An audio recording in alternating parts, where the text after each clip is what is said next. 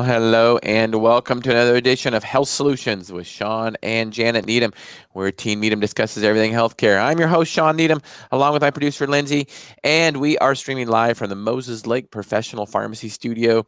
And we have Dr. Ross Carter back on today. He has been on our show a few times. This is his third time on, and he is going to be talking about sleep. Last time, if you remember right, he talked about continuous glucose monitoring. I tell you, that was a well-received episode. I shared that over a bunch of different channels and well-received. So thank you, Dr. Carter, for that. Go back to that episode, continuous glucose monitoring. You don't want to miss that. There's a lot of good information from that episode. So thank you, Dr. Carter, for that. And we're going to talk about today is sleep. And sleep is more important than food.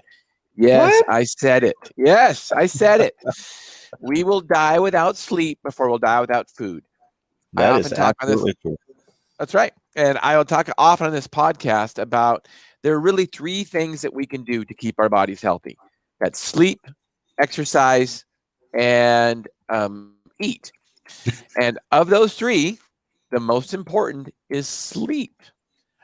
Of those three, you might be surprised, the least important is exercise. I'm not saying it's not important, but food and sleep are more important than exercise.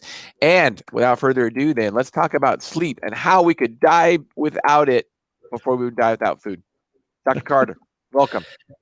Thank you for having me. It's a pleasure to be here. Thank you. So, that's interesting. I liked your topic. I like how you say it. You will die without sleep before you would die without food. Well, what's even worse is how you would die. You literally go crazy.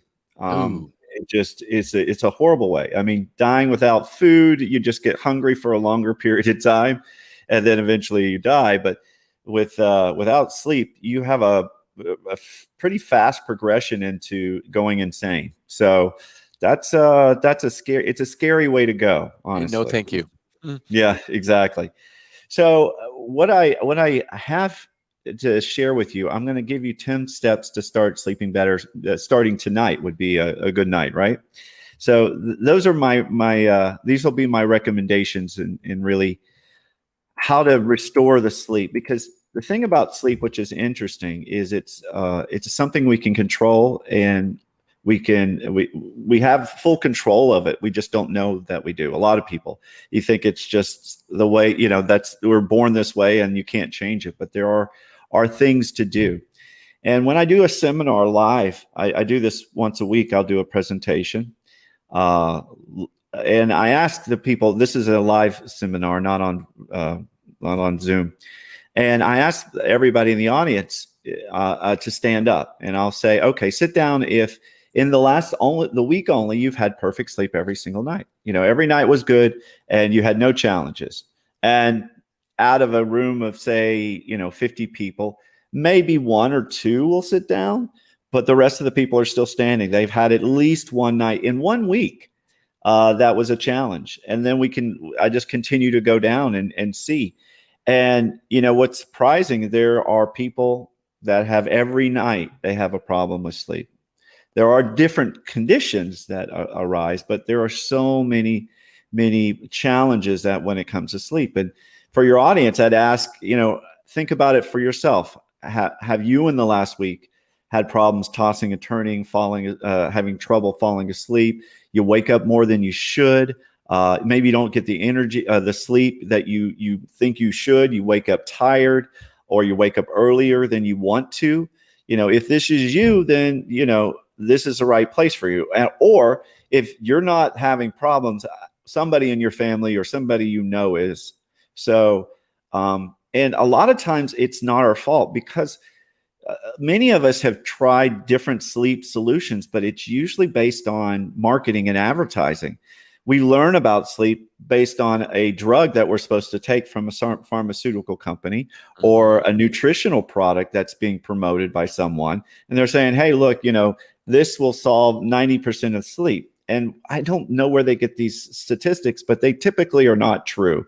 Because when I've ever had sleep challenges, which I've had, and I'll share with you in a minute, but just taking some one supplement, it never has solved my problem ever, because there's a lot of different issues that could be going on. And pharmaceutical companies, they're just looking out there for new clients. They're always looking to a way to make money, because they're not a friend. They're really a business that is looking to make money. So everybody's a customer. And what's scary is big pharma and the insurance companies control so much. I'll give you an example. In 2019, before the pandemic, they did the gross revenue for big pharma, $1.2 trillion in 1 year. Trillion dollars, 1.2 trillion. Right? Okay, you're like, holy crap, that's a lot. Yeah. How about your insurance companies? $140 billion. So you put those together, and they are the big controlling factor of doctors, hospitals, research, government, you name it. These guys have giant control of what we are exposed to. They'll, if you look on TV, a third of the commercials are some drug that we need to take we need to ask our doctor if it's right for us, right? It's always one of those. And sleep is an issue. Sleep is a popular one. You've got Lunesta and Ambien, Ambien is the most popular drug for sleep there is. And that's really unfortunate, because they're very addictive. Even though what they'll say, at least when they first started, they're like, oh, these aren't addictive, but they are addictive. There's different types of addiction. There's, physical and chemical, but you can maybe not be chemically addicted to it, but you think you need it, and your brain has so much control. So really what I wanted to share with everyone is some steps to take to really start sleeping better tonight. And I'm really an expert in this area because I've had my own experience with this. I've been trained on it, but I had my own experience, and I want to share that with you. It's actually an embarrassing kind of secret that I don't normally share a lot, but when I talk about sleep, I used to be addicted to sleep medications for many years, not for just a little while, because I got hooked on one of those medications, Lunesta, when I was having my own challenges after having a situational emotional breakup. And then I got hooked on Ambien, and I tried to hide it from everybody, it was, I took it for years until I had to learn how to restore my own sleep. And fortunately, I have a platform, my own show, where I was able to interview 50 of the best sleep experts around the world. And I basically took their information, solved my own problem, and then I teach all of that to other people and condensed it into something easy to understand. So that's what I'm going to share with you. If the statistics before COVID, about 50 to 70 million Americans have problems with sleep. 30% of those are from occasional insomnia, and 10% have chronic. That's a lot of people. 10% of America has chronic insomnia. And it's really critical that we sleep. Like you had said, we will die, absolutely. But even before we actually physically die, there are other problems that occur. And that's when your body is repairing itself. That's really what happens. I'll give you an example. Every year, I want to see if you can answer this question. Every year, our country conducts a sleep study every single year, and you're a part of that if you're in the United States. Most people twice a year. That is right. It's twice a year, actually. And as you can clearly know what it is, if you don't know what it is, it's called daylight savings time, right? So daylight savings time is when we unfortunately go through a change of time. We lose an hour and we gain an hour. So, that may not sound like a big deal to most people, but what the statistics show, and you can look this up on Google, this is pretty interesting. When we lose an hour in the springtime, that next Monday, we have a 24% increase in hospitalizations from heart attack just on that one day. 24% increase on Monday. So, let's see if then what they wanted to do is, well, let's look at what happens after we gain an hour. We have a 21% decrease on the next day when we gain an hour. So when we lose an hour of sleep, it literally can kill you because you can have a heart attack. 24% increase of heart attacks during that time. So, sleep is so important, and it's something we can learn and something we can control, which is because, if you think about it, we typically as children, we know how to sleep naturally. It's a natural process. But as we get older, somehow we lose this ability that we've done our whole life. And I'm going to explain why and give you some psychology of sleep and how it works. There's really two kinds of sleep in essence. There's rapid eye movement, REM sleep, and there's non-REM sleep. And non-REM sleep has light sleep, so it's kind of like when you're fading off, and the deep sleep, right? So those are the different stages that we go through. Now, when you're going through the dream state, the REM state, what's happening in your brain is you're learning and you're retaining memories at that time. So that's when you're having you're remembering stuff and you're storing it. So if you have problems with your memory, it might be that you're not getting enough REM sleep. Now, your deep sleep is more physical restoration of your body. So that's where your body is starting to do its repair. So you need deep sleep for your physical body's repairs. Now, here are the 10 critical steps. The first one, and the primary one you need to look at, is your circadian rhythm. Now, your circadian rhythm is basically your body's 24-hour body clock, and it's synchronized, and it's functioned and controlled by the rising and the setting of the sun, in essence.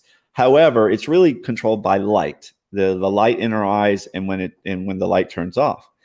Now, it was originally done by the sun. However, we don't live in a society that when it gets dark outside, it's dark inside as well. We have light bulbs. And so what that does, unfortunately, is trick our body to think that it's still light outside due to mainly the blue lights.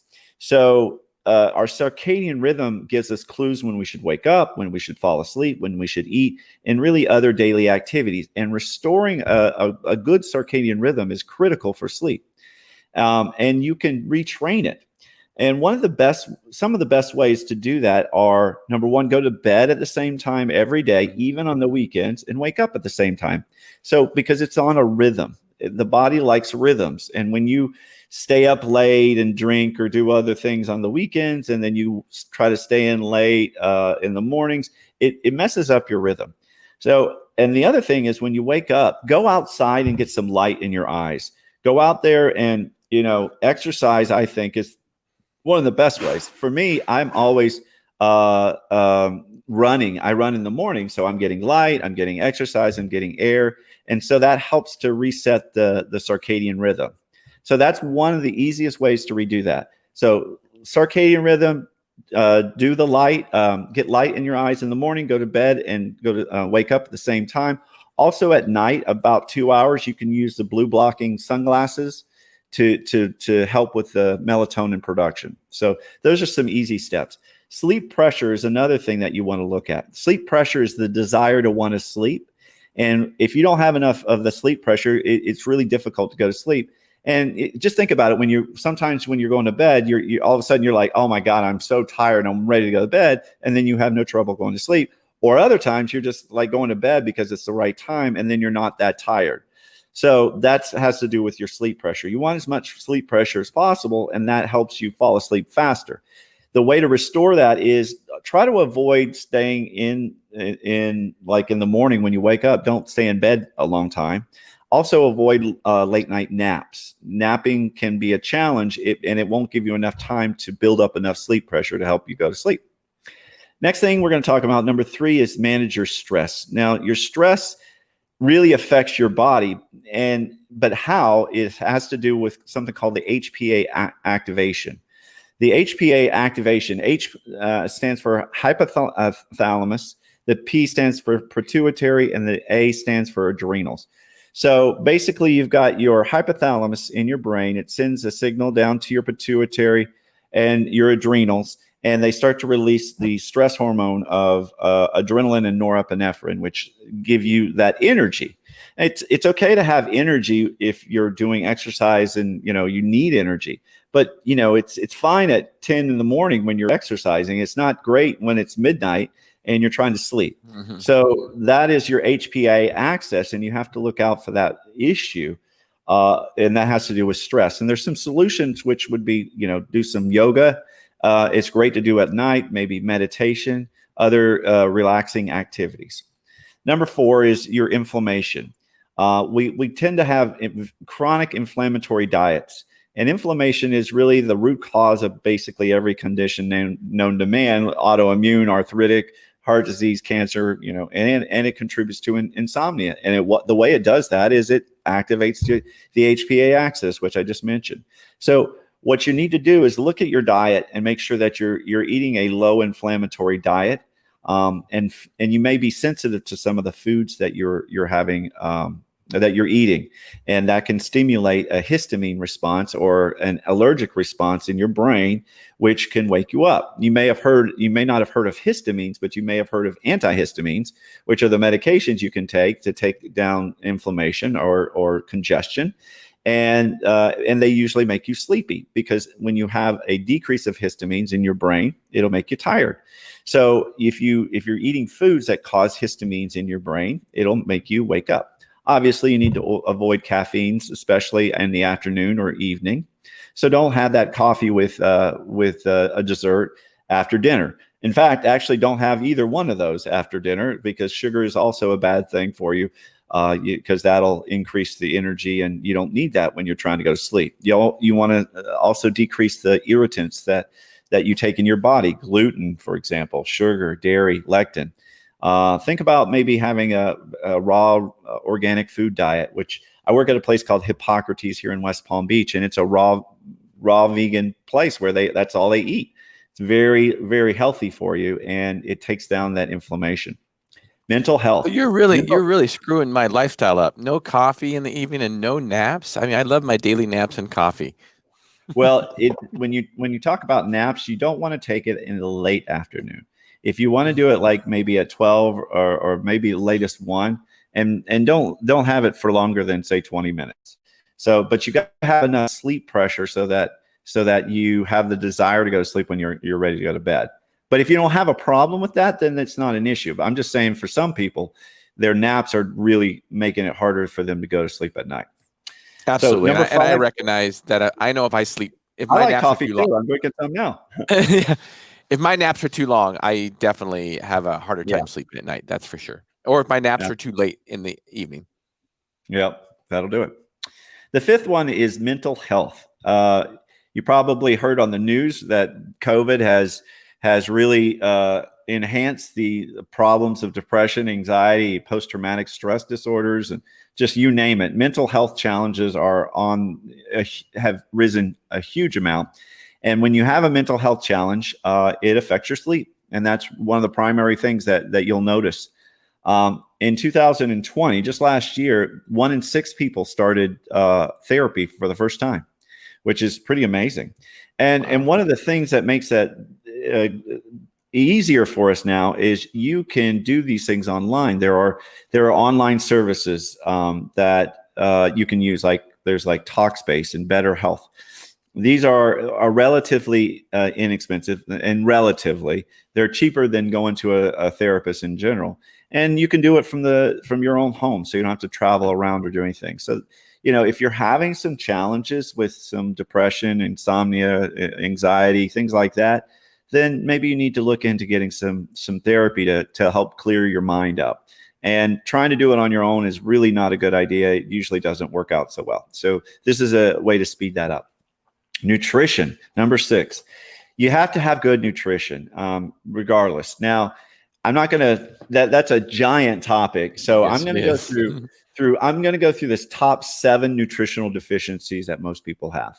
And they're almost alphabetical, at least at the first part. You got your vitamin A, that's a deficiency. Vitamin B12, vitamin or C for calcium. D for vitamin D, big time, especially with lack of sunlight.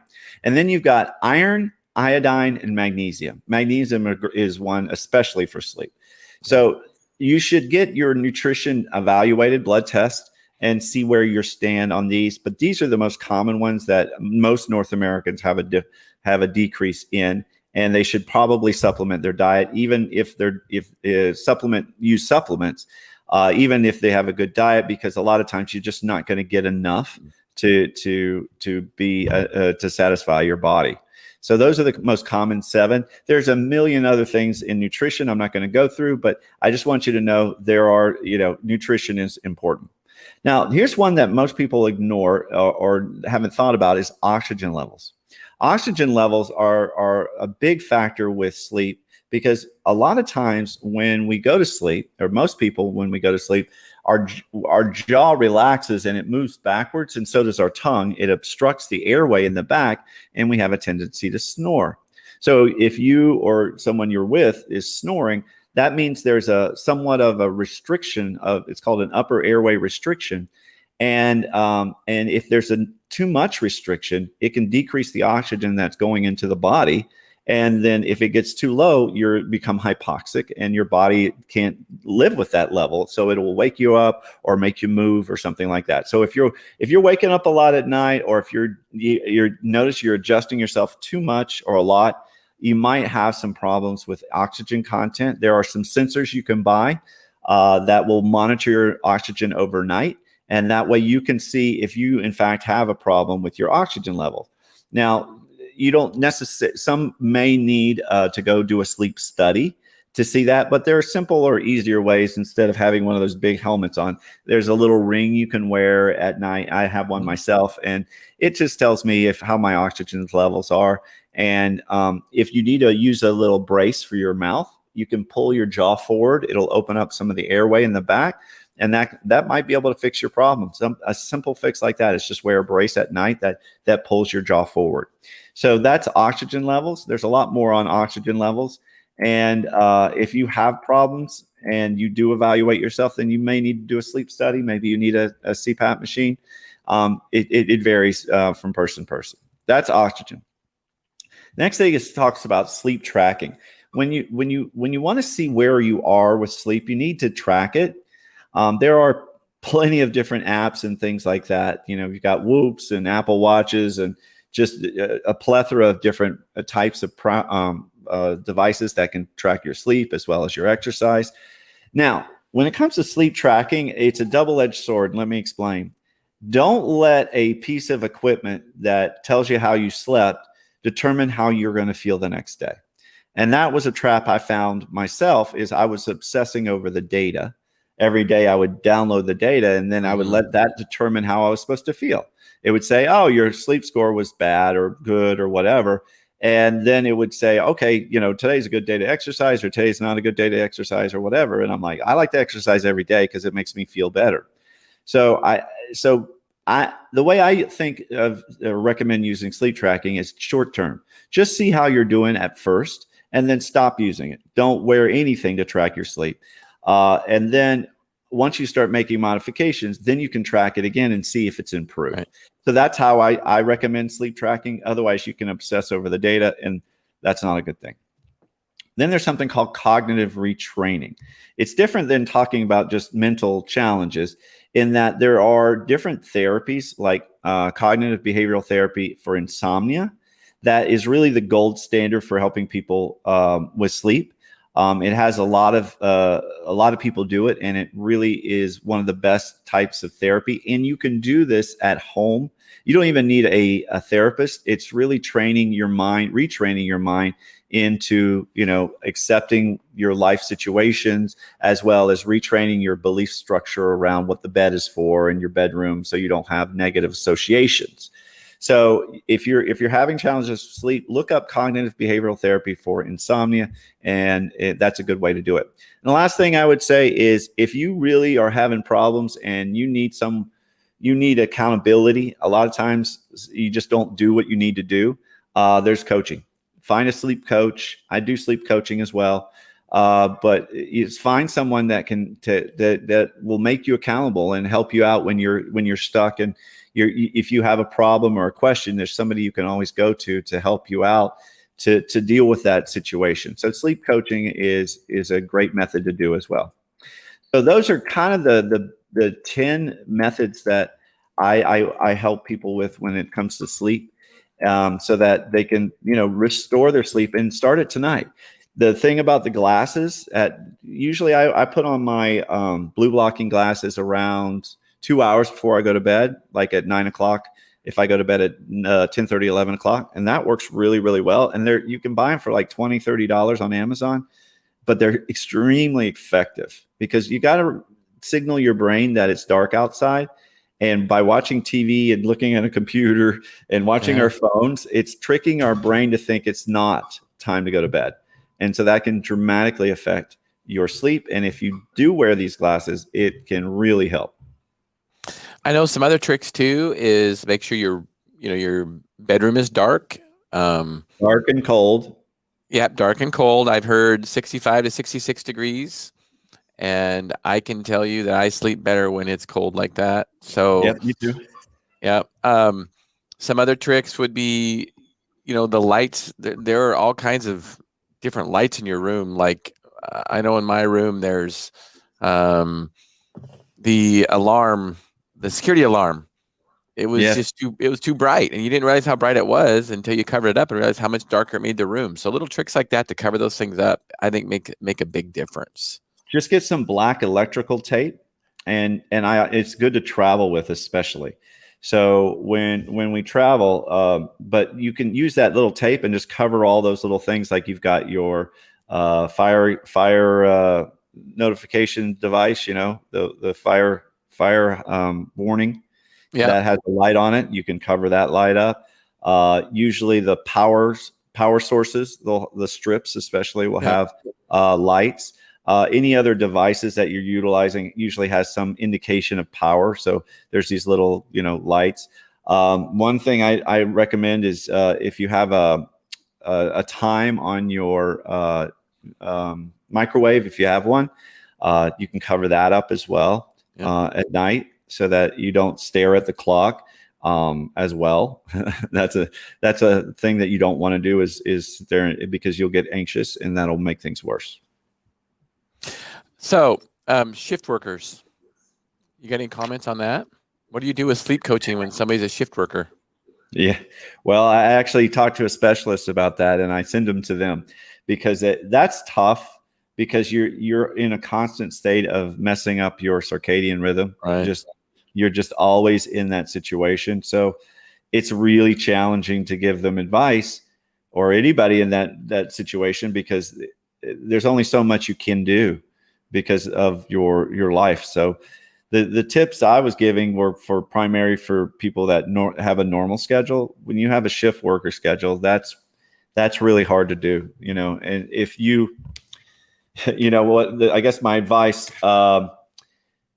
is change jobs. that would be I know that may not be the best advice, but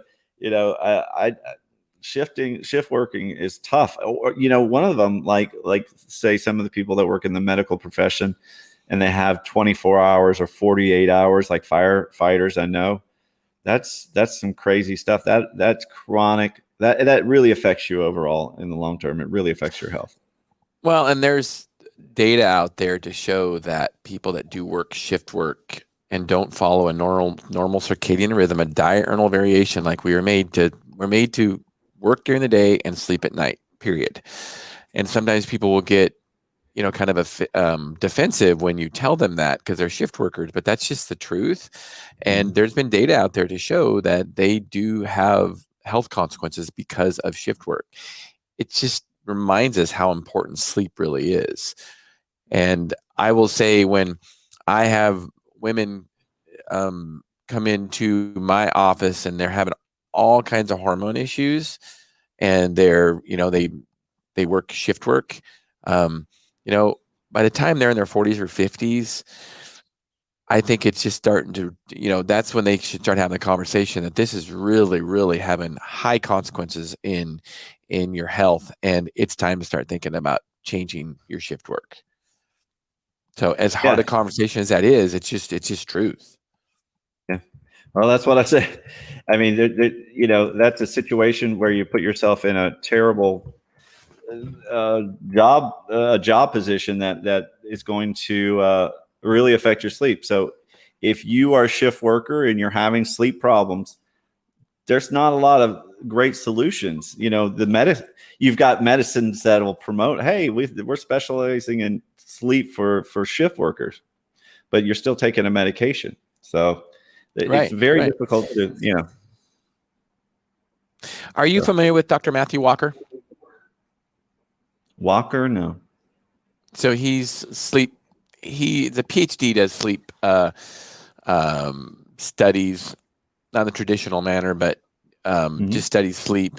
And there's 4 different pillars of sleep: depth, duration, consistency, and continuity. And depth. This is not stool samples, right? That's what it sounded like. I'm like, wow, okay. And of course, you already mentioned depth. You talked a little bit about that with the RIM and stuff like that. But another thing is and you talked about consistency too. It's like you got great sleep yesterday and you got great sleep the day before, but how many days of the week did you get consistent good sleep? And then it's quantity too. How long, not just depth, but how long did you have, the deep sleep? So those are just some, different ways. And I'm sure when the Oura Ring and things like that monitor your sleep, I'm sure those are some of the things that it's doing while it's doing that, along with all the other data, their heart rate and all that kind of stuff. So if you want to finish up this podcast and in one sentence, what would you say, Dr. Carter? Well, if I wanted to finish the podcast, in regards to sleep just sum it up. How would you sum up this podcast in one sentence? I would maybe say a short paragraph. I got it. It's basically that sleep is something that you can learn and you can restore. And it's not something you have to, it's not controllable. So it's something you can learn to fix. And using those tips and many more, those are just 10 because that's a good number. But that's really it. That's awesome. Thank you for that. Oh, I do have one question for you. Alcohol and sleep. Would I like a drink now? Yeah, sure. Why not? How does alcohol affect our sleep? Oh, well, I'm not a drinker at all. I'm kidding. But it just, of course, it changes the chemical makeup in your body and it just doesn't allow you to function properly. So alcohol is not good. And when you it's actually the number one sleep aid, actually.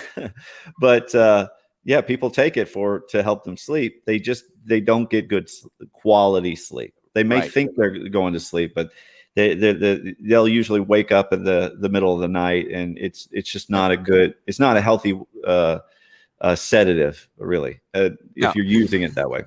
Right. It is a CNS depressant. It will help you go to sleep, but it does not let you have good quality sleep. So it is it is a drug. It is no different than relying on a sleep medication every night.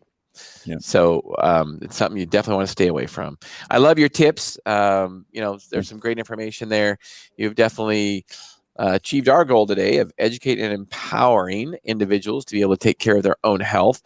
Dr. Carter, you mentioned you're a sleep coach. So if somebody wants to get a hold of you, how do they do that? Just go to my website. It's really difficult. drrosscarter.com. That's an easy one. Just my name, drrosscarter.com. And you're at the bottom. Or you can go to my call at 561-962-1231. My email is drrosscarter@regenerativewarrior.com. I have my show is called Regenerative Warrior. Or you can just go to my name, drrosscarter.com, and you'll find all that information. Awesome. Thank you so much for being on today, Dr. Carter. As always, it is an honor and a pleasure. You are definitely a wealth of knowledge. Thank you so much. It's my pleasure. Thank you. All right. Thank you for tuning in to this edition. You've been listening to Health Solutions with Shawn and Janet Needham. Tune in Monday, 12:30 to 1:30 for our Monday podcast. Thank you for listening.